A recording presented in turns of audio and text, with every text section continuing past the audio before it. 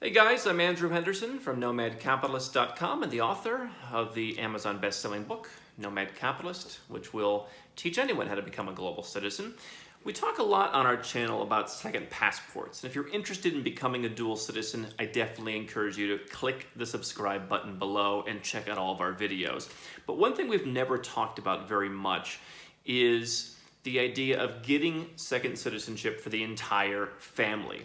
You may ask, can my wife or husband get a passport? And that's generally pretty straightforward.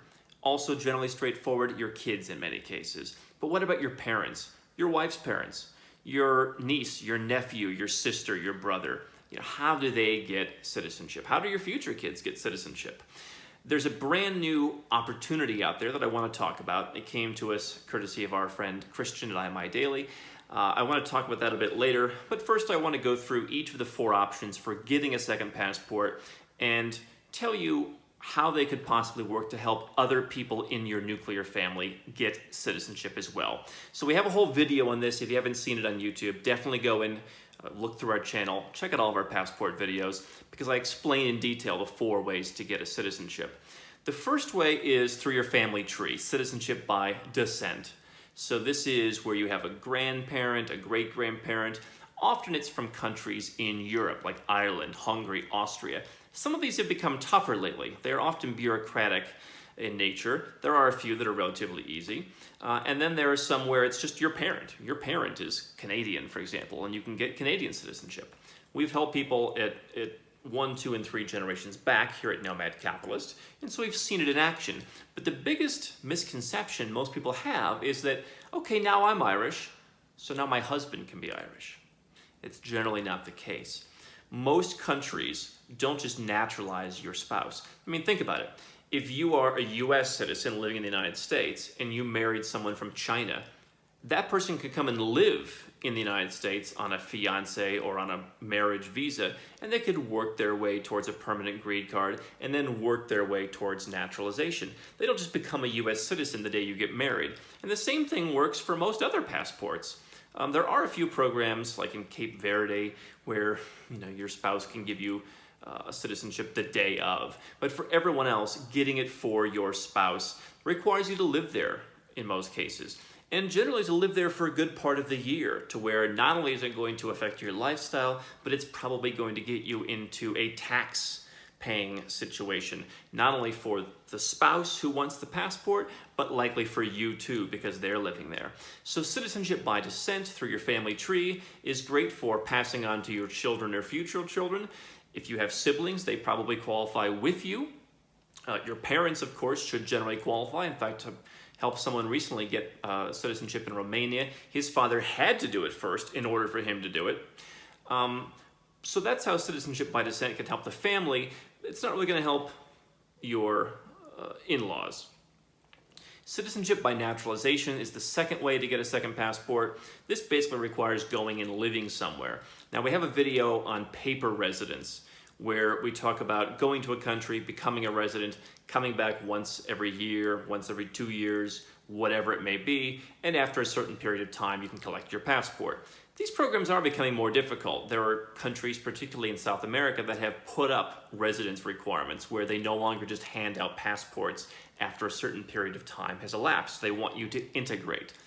So, whether you have to live in the country or whether you don't, this is obviously one that you can do with the entire family because it's only a matter of going and living there. So, let's take Uruguay, for example. In Uruguay, in theory, you can go with members of your family, and there's a 3-year naturalization. As long as you make the necessary minor investments and go through the process, you can get residence for you, for your spouse, for your children, and potentially you can bring in other family members as well. There may be a bit of an additional investment for many programs, but oftentimes it's somewhat reasonable. And the fact that there are so many programs where they actually want retirees means that your parents or your spouse's parents could come as well. Nothing really changes in this situation, whether you all have to live there together or whether you can all just go the paper residence route. Same thing applies. Anyone can get citizenship through the naturalization route. Obviously, what's important if you're living the nomad capitalist lifestyle is you want to make sure that you're not getting everyone into a big tax situation where now you've got to pay a fortune in taxes in this other country. So generally when it comes to naturalization, tax planning is required, but everyone can get a passport. The challenge is there potentially is some uncertainty while you wait those 3 years, particularly as programs tighten up. One option that we like to talk about a lot here at Nomad Capitalist is what we call fast-track naturalization. These are programs where you can get a citizenship in 1 year or 2 years, generally by making an investment, but it's not open to everybody. It's somewhat granted as an exceptional basis, and different countries have options that cater to different people. So there are certain programs that favor US citizens. There are certain programs that favor Europeans. And basically you're outlaying money for a while, for 1, 2, 3, 5 years. You get that money back eventually, and you get a passport in the process. These potentially can involve your spouse and your kids. If you have future kids, you could pass that citizenship down. These programs vary as to whether you can actually bring your parents or her parents or your sister or your brother. Generally, it's rather difficult. They want you to make the investment, and they want you to get the passport. In some of these programs, you get the passport yourself, and then after that, you need to go back and add your husband or add your wife and say, well, hey, now that I'm a citizen, I want to bring this person with me. So in some of the programs, you actually have to do it yourself directly and then add them on. So Fast Track Naturalization is an interesting program, but it's generally not going to cover your extended family. One of the last options that exists is citizenship by investment. This is the so-called passports for sale options that you've seen in numerous Caribbean countries, in Malta, in Cyprus, in Vanuatu, etc. We have lots of videos on those that you can check out.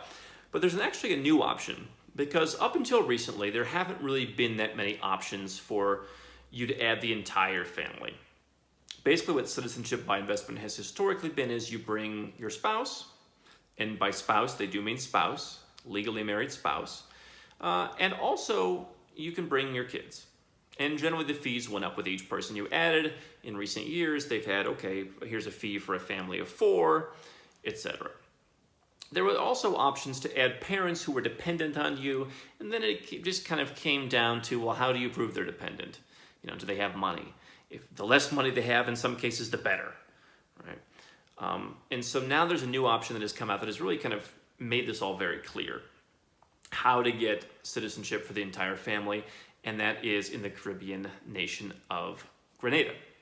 So Grenada had a program where they offered passports for, I believe, $40,000 back in the late 90s. What a great time if you were in the passport game to be alive. They came back several years ago with a new offering after the last one had been suspended for a while. And what they've done recently is they have adjusted it as part of this ongoing price war between the 5 sovereign nations in the Caribbean.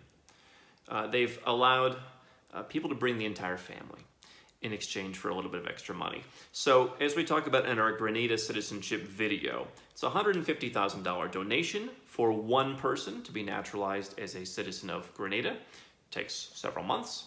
If you want to bring a spouse, that goes to $200,000. If you want to bring a family of 4, same deal. And then if you have more people, it's $25,000 in addition. If you prefer to buy real estate, $350,000 real estate investment tied up for a number of years, $50,000 government fee, plus all the additional fees that applied above. And if you have more than 4 people, then you pay the additional $25,000 on top of that. So it's a little bit confusing. But what Grenada has just come out and said is, we're going to allow parents of both the main applicant and the main applicant's legally married spouse to apply whether or not they are financially dependent on the applicant or not. So for example, in my case, if I wanted to go to Grenada, I'm engaged, let's say fast forward a year, I'm married, I have my parents, whom are not financially dependent on me, we have her parents, who are not financially dependent on her or on us, and we can add them in. Now, she does not have siblings. I have adopted siblings, which is the same for these purposes as any other sibling. Let's say I wanted to, have my sister and I wanted to bring her in. I said, hey, be a good thing for you to have a second passport. If she is not married, I can now add her to my application as well.